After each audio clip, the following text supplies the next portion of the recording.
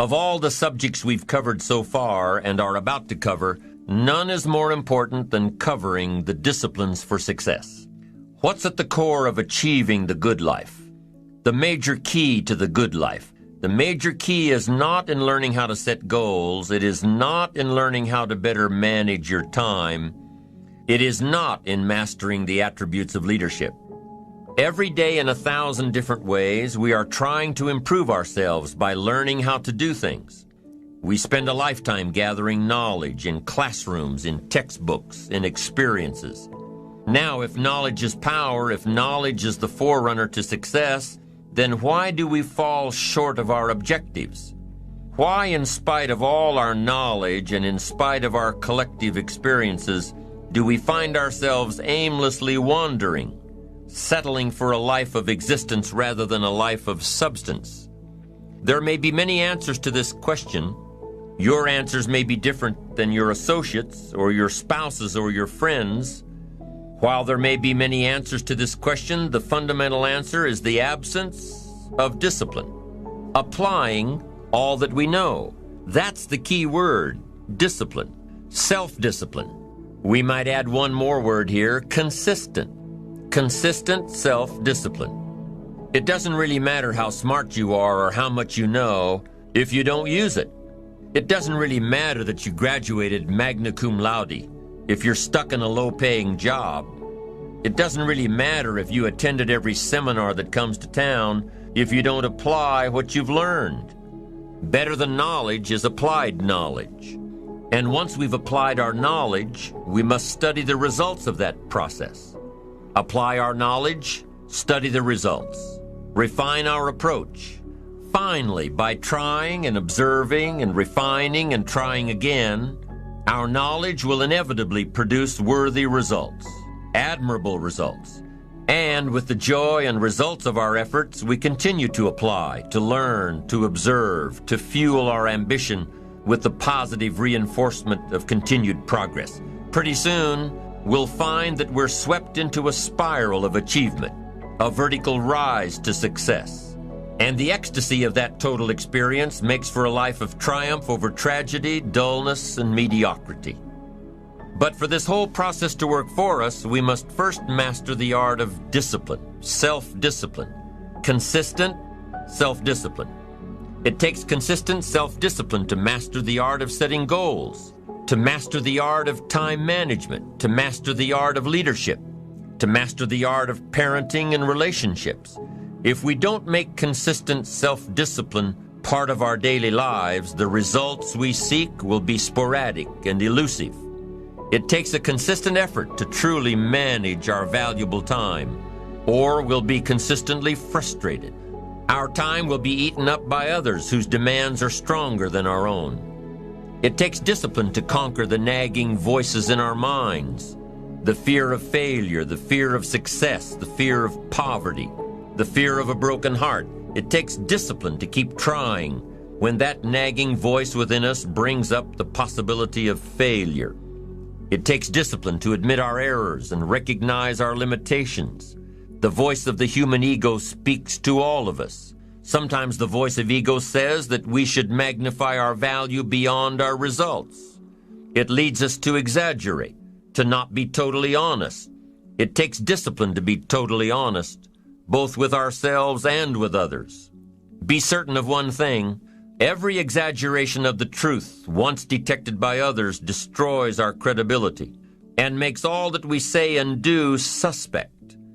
As soon as a business colleague figures out that we tend to exaggerate, guess what? They'll always think we exaggerate, and they'll never quite hold us in the same regard again. The tendency to exaggerate, distort, or even withhold the truth is an inherent part of all of us. And only an all-out, disciplined assault can overcome this tendency.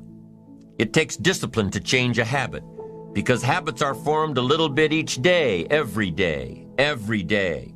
Once habits are formed, they act like a giant cable. They act like a nearly unbreakable instinct that only long-term disciplined activity can change. We must unweave every strand of the cable of habits slowly and methodically, until the cable that once held us in bondage becomes nothing more than scattered strands of wire. It takes the consistent application of a new discipline, a more desirable one, to overcome one which is less desirable. It takes discipline to plan. It takes discipline to execute our plan. It takes discipline to look with full objectivity at the results of our applied plan. And it takes discipline to change either our plan or our method of executing that plan if the results are poor. It takes discipline to be firm when the world throws opinions at our feet. It takes discipline to ponder the value of someone else's opinion when our pride and our arrogance leads us to believe that we are the only ones with the answers. Discipline is a constant human awareness of the need for action and a conscious act by us to implement that action. Discipline is an awareness of the constant need for action and a conscious act to implement that action. If our awareness and our implementations occur at the same time, then we begin a valued sequence of disciplined activity. Now here's the other side of discipline. If there's considerable time that passes between the moment of awareness and the time of our implementation, then that is called procrastination. Doing it tomorrow instead of today. Procrastination, an almost exact opposite of discipline. The voice within us says, get it done. Discipline then says, do it now. Do it to the best of your ability, today, tomorrow, and always, until finally the worthy deed becomes instinctive. Procrastination says later, tomorrow, whenever I get a chance. Procrastination also says, do what is necessary to get by or to impress others. Do what you can, but not what you must. In every circumstance we face, we are constantly presented with these two choices. Do it now or do it later. Discipline and procrastination. A choice between a disciplined existence, bearing the fruit of achievement and contentment, or procrastination, the easy life for which the future will bear no fruit, only the bare branches of mediocrity. The rewards of a disciplined life are great, but they're often delayed until some time in the future. The rewards for the lack of discipline are immediate, but they are minor in comparison to the immeasurable rewards of consistent self-discipline. An immediate reward for lack of discipline is a fun day at the beach. A future reward of discipline is owning the beach. For most, we choose today's pleasure rather than tomorrow's fortune. So how can you get rid of the easy distractions? How can you keep your mind on what you're trying to do? How can you keep an attitude of doing it all and doing it now? How can you make the choice of discipline over procrastination? How can you stay focused on your ambitions? How can you avoid conversations at the water cooler? You can keep your focus on your work. You can get it done today instead of tomorrow.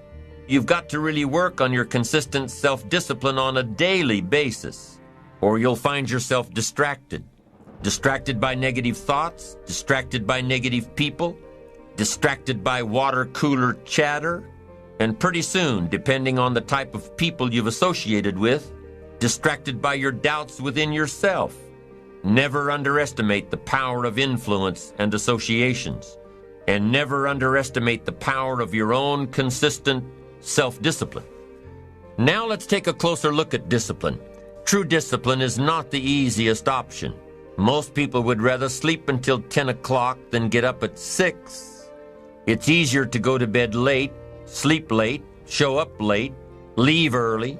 It's easier not to read. It's easier to turn on the television than to open a book. It's easier to do just enough than to do it all. Waiting is always easier than acting. Trying is always easier than doing. Imagine what life would be like if we didn't have to make our bed in the morning, or keep our garage clean, or pay our taxes, or show up for work tomorrow. Wouldn't it be fascinating if we didn't have to do these things? Wouldn't it be fascinating? What do you suppose would become of us? You're right, not much. For whatever the reason, the system we live in and contribute to is designed to make the easiest things in life the most unprofitable. Profitable seems to be the most difficult. Our world is and always will be a constant battle between the life of ease and its momentary rewards and a life of discipline and its far more significant rewards. Each has its own price, the price of discipline or the price of regret. We will pay one or the other. What we wish we had done is the voice of regret, speaking in a sorrowful tone at a time when there is no going back. This is regret. No second chance. No what would I do differently. Choose one or the other, but both will have their price, the price of discipline or the price of regret. One costs pennies, the other a fortune. Dostoevsky said, "There are hundreds of young men who would die for the truth, but very few who would spend 5 years studying to know what the truth is."